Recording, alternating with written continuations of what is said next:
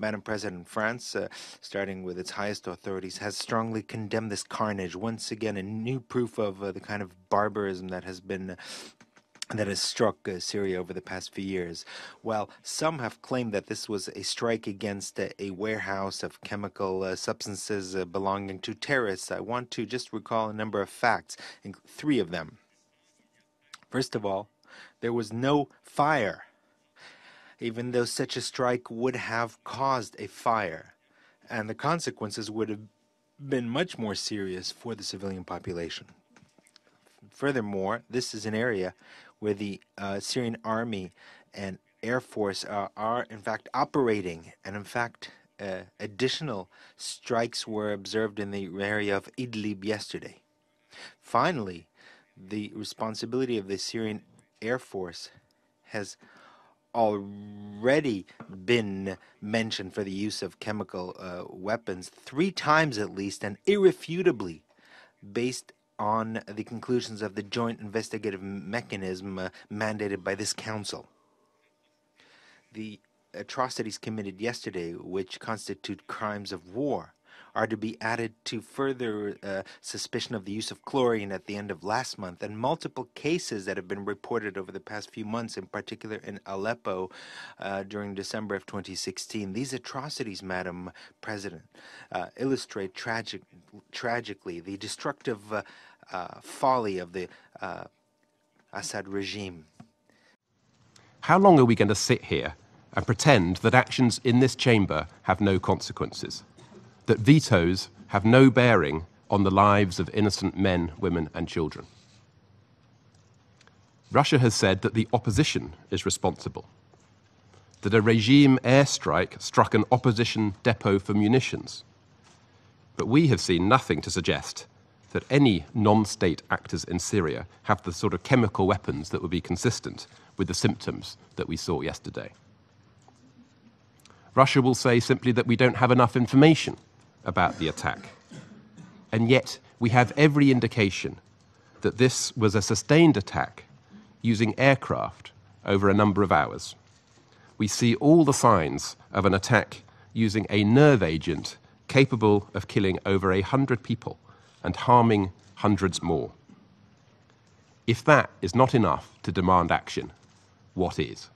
中方对日前叙利亚境内发生疑似使用化学品作为武器，并造成大量平民伤亡事件深感震惊，强烈谴责任何针对平民的袭击行为。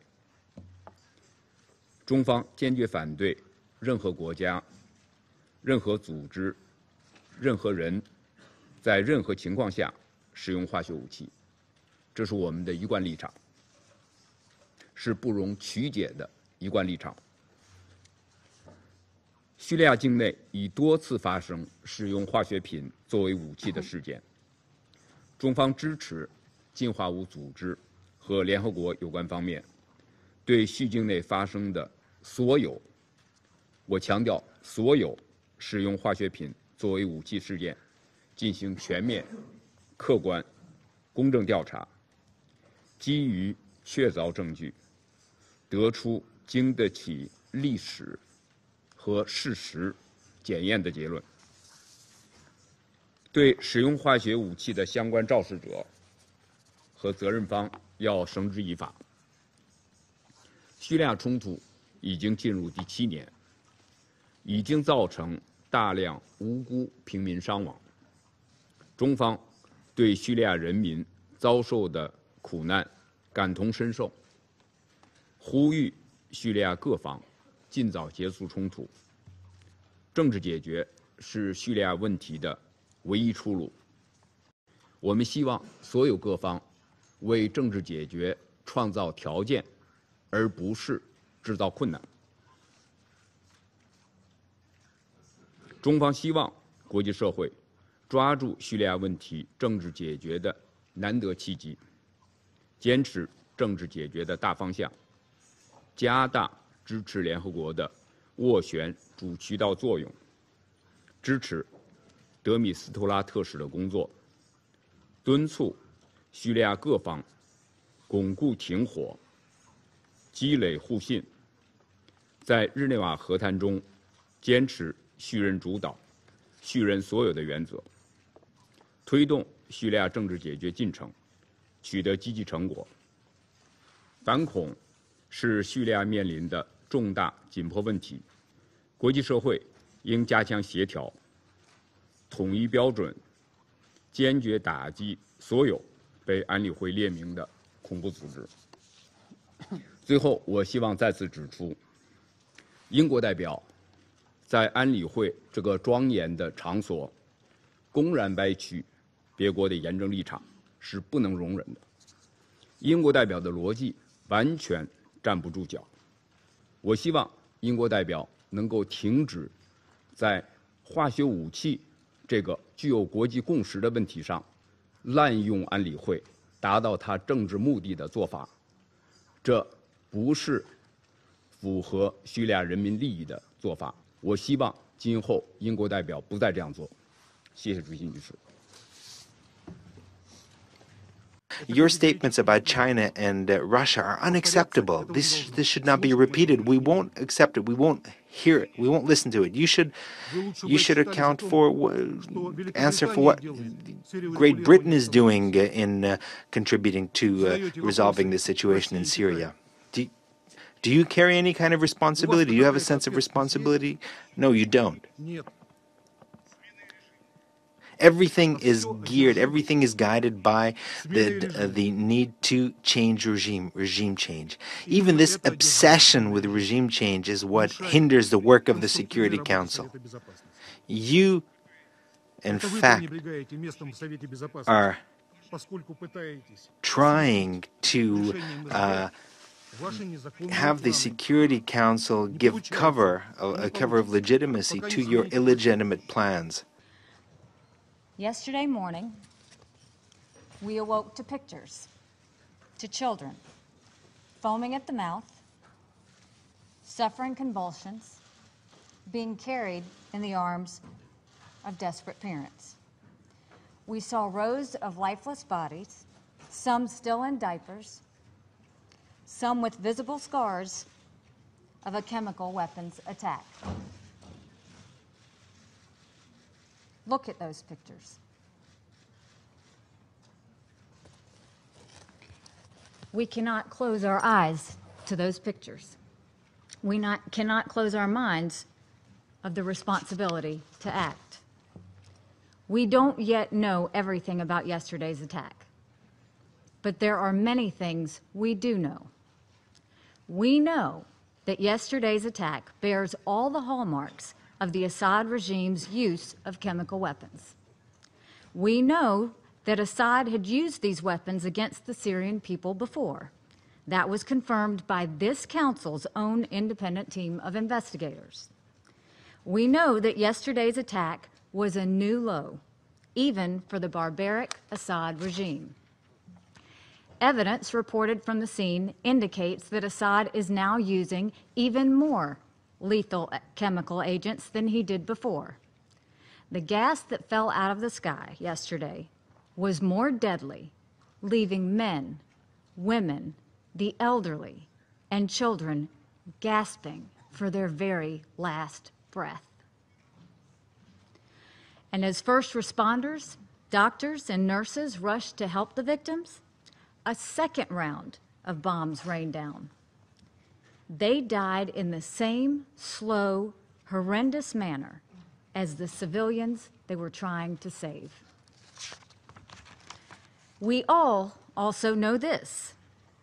Just a few weeks ago, this council attempted to hold Assad accountable for suffocating his own people to death with toxic chemicals. Russia stood in the way of this accountability. They made an unconscionable choice. They chose to close their eyes to the barbarity. They defied the conscience of the world. Russia cannot escape responsibility for this. In fact, if Russia had been fulfilling its responsibility, there would not even be any chemical weapons left for the Syrian regime to use. There is one more thing we know. We know that if nothing is done, these attacks will continue. Assad has no incentive to stop using chemical weapons as long as Russia continues to protect his regime from consequences. I implore my colleagues to take a hard look at their words in this council. We regularly repeat tired talking points in support of a peace process that is regularly undermined by the Assad regime. Time and time again, Russia uses the same false narrative to deflect attention from their allies in Damascus. Time and time again, without any factual basis, Russia attempts to place blame on others. There is an obvious truth here that must be spoken. The truth is that Assad, Russia, and Iran have no interest in peace. The illegitimate Syrian government, led by a man with no conscience, has committed untold atrocities against his people for more than 6 years. Assad has made it clear that he doesn't want to take part in a meaningful political process. Iran has reinforced Assad's military, and Russia has shielded Assad from UN sanctions. If Russia has the influence in Syria that it claims to have, we need to see them use it. We need to see them put an end to these horrific acts. How many more children have to die before Russia cares? Madam President, some members of the Council today made statements that proved even further, unequivocally, that my country, Syria, is victim of two aggressions simultaneously. First, an attack by permanent members of this Council. The second is a proxy attack by armed terrorist groups in Syria that are operating by instructions of these member states, permanent member states. They both seem to have an appetite for falsification and fabrication by permanent members of this Council.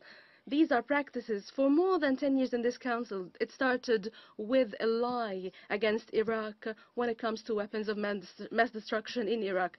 First, we categorically reject false claims and accusations on the use of the Syrian Arab army of toxic chemicals against Syrian civilians in Khan Sheikhoun.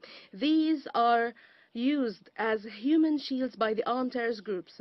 Syria also reaffirms that the Syrian Arab army does not have any form or type of chemical weapons. We have never used them, and we will never use them. They do not think even for minutes about who is the real beneficiary of using toxic chemicals against innocent civilians. The answer is clear. The main beneficiary is the same regimes that have targeted Syria for more than 6 years. They try now to salvage and rescue the armed groups and their alliance of armed groups so that they would undermine the political process in Geneva and Astana. The scenario against my country, Syria, in the Council is the only explanation of the statements by the President of the Council in the month of March, as he declared that he will stand against any draft resolution tabled by the Russian Federation or China on opening the dossier of the possession of armed terrorist groups of chemical weapons in Syria and Iraq.